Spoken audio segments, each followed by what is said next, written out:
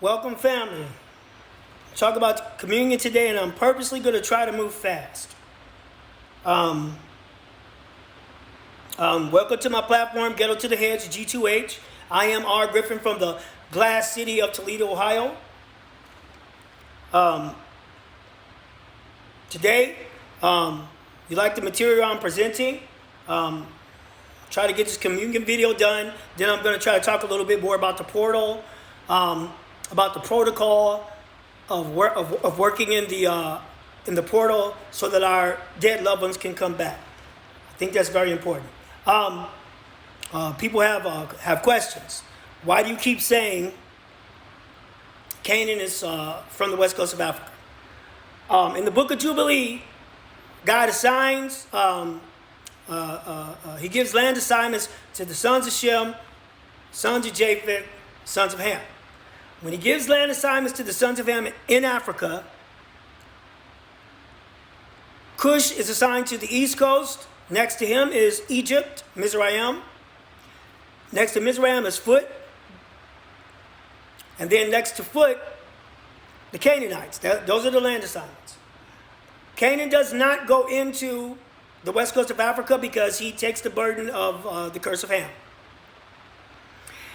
In order for the curse to not affect Canaan, God makes a covenant with him that he has to stay within the borders of Shem, because Shem's territory is where God is dwelling, and that's a protection area. So Canaan cannot go to the west coast of Africa, but in the end time he will go.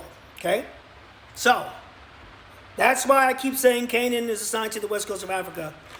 Yes, initially he was dwelling in the land of Shem, but the book of Jubilee reveals he was assigned by Noah to the west coast of Africa. He's carrying the burden of Ham and his brothers, of Africa, and all the tribes in Africa. And he has to stay. He's bearing the burdens of all the tribes of Africa, and he has to stay within the protective realm of Shem's land. All right, so when you take communion, if you don't know where this came from, the body that Christ is using,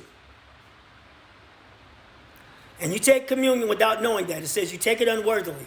If you don't know where the body comes from, if you don't know the plan God has tied to that body, that portal, that people, one man, Canaan, allows God to enter the portal, our realm.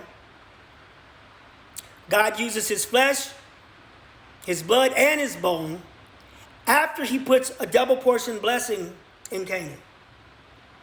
And that's why Canaan is the man of God's promise and the land of God's promise. And then Canaan has kids.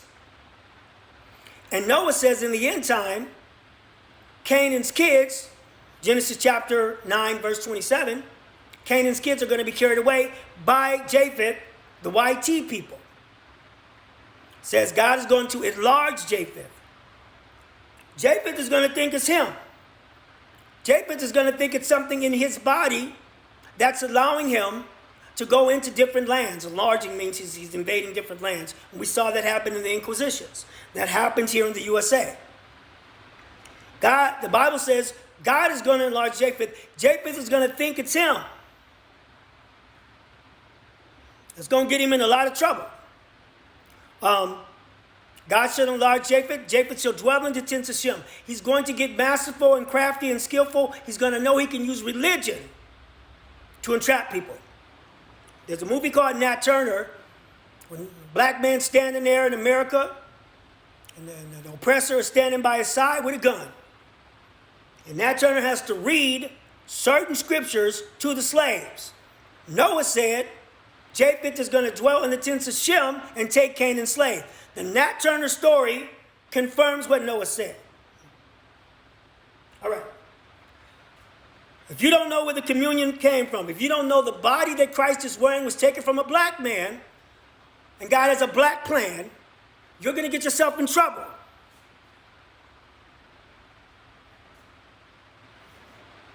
Once Canaan gets carried away from Africa, God's going to bring him back into a certain area. Again, I'll turn it to the side a little bit.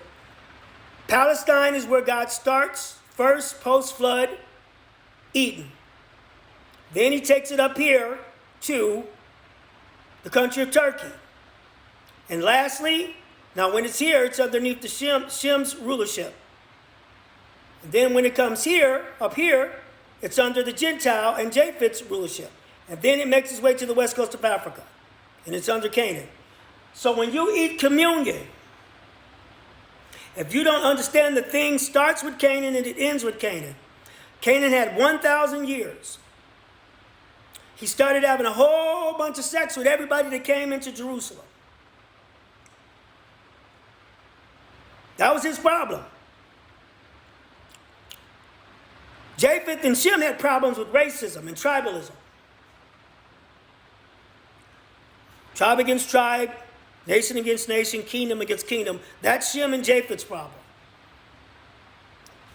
The Hamitic problem, Canaanites in particular, even the Canaanites more so than any of the other tribes, they want to love you down, you know?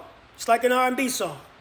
God couldn't do it. You read Ezekiel chapter 16, they was getting everybody, probably everything. So God had to stop them. They don't reject you like Shem and Japheth will, so they'll let you in, but when you get in there, they do the wrong thing. Whew. True communion. God took the flesh, the bone, the melanin from a black man, wrapped himself in it, he walks around the world in it. Yes, he walks around. In the book of Melchizedek, he walks right up to Abraham and Sarah. And you see it in Genesis chapter 15. But there's more details in the book of Melchizedek. Abraham said, the one in the middle was talking more than everybody else, and he had blue eyes like this king that lives in Canaan land named Melchizedek. So God borrows a body from Canaan, and he has blue eyes. This black man with blue eyes. Have you seen black men with blue eyes here in Africa? They're rare. God knows what he's doing. Black man with blue eyes. The book of Baruch says he's taller than everybody else. So he's a tall black man with blue eyes. He's walking around. Abraham's over listening to his conversation with the two angels. Abraham doesn't even know they're angels. And Abraham hears them talking about walking through the different communities in amongst the Canaanites who, once they leave, at this time they're in Shem's land, but once they leave Shem's land and they make their way to the west coast of Africa, God's still going to be walking around amongst them. Why? Because the body that he's using is from the man Canaan, and the border that he's allowed himself to roam in is Canaan land, which is why Canaan land is the land of God's promise. So if Canaan is assigned to the west coast of Africa, then you have a tall, blue-eyed black man walking up and down the west coast of Africa. And it might be the Most High. Okay, so if you don't know that when you eat this bread, not discerning what you're doing, not discerning that God is going to use Canaan's people in the end time, bring them back into West Coast Africa so they can build the kingdom.